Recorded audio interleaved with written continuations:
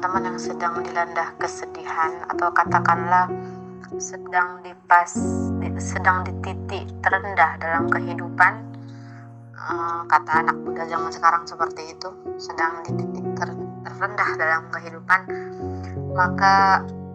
percayalah bahwasanya Allah Subhanahu wa Ta'ala sedang memperhatikanmu, dan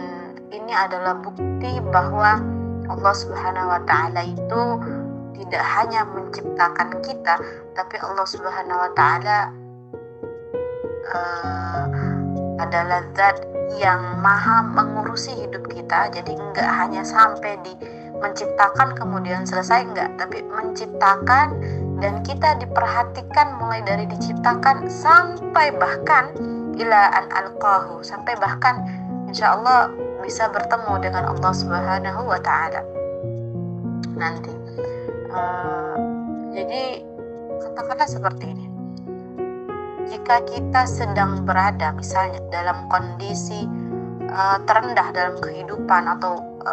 dalam kondisi yang bermasalah hidupnya,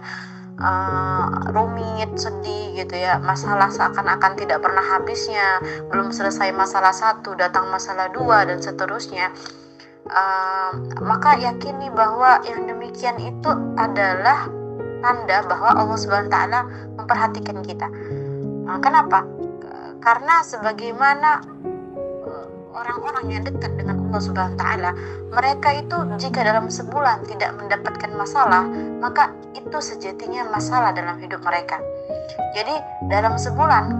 mereka tidak mendapatkan masalah, itu mereka akan memohon kepada Allah Subhanahu wa Ta'ala untuk ya Allah, kenapa saya tidak diberi masalah? Apakah saya sudah tidak Engkau perhatikan, wahai Allah?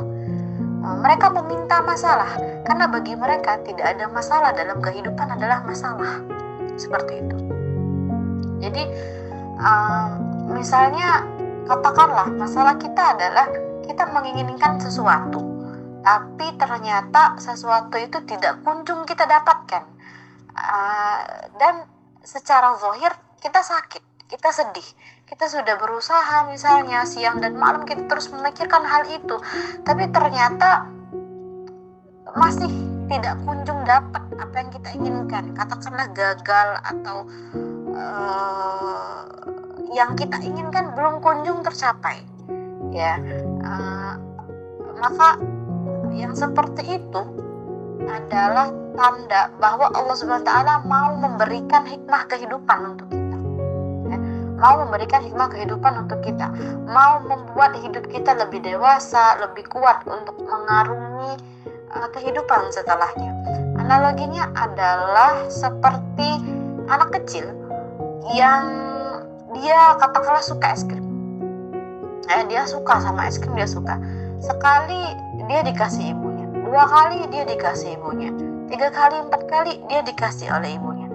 tapi ketika berterusan kemudian ibunya melarang dia untuk tidak lagi makan es krim,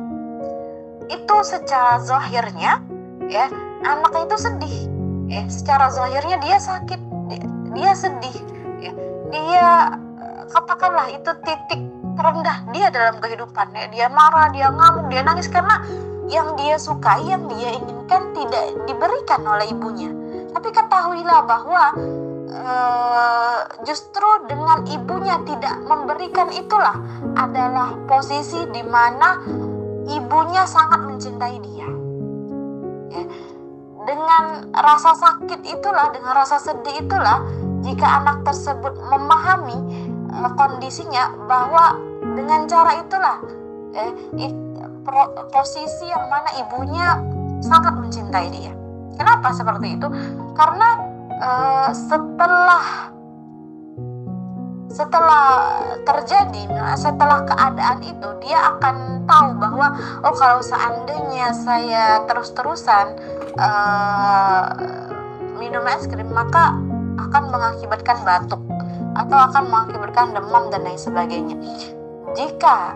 kita sebagai hamba Allah yang paham yang sudah melewati masa sakit, misalnya rasa sakitnya seperti ini, seperti anak kecil tuh, jika dia sudah paham rasanya batuk itu tidak enak, rasanya demam itu tidak enak, rasanya sakit itu tidak enak, jika dia paham, maka dia akan merasakan kasih sayang ibunya begitu besar kepadanya,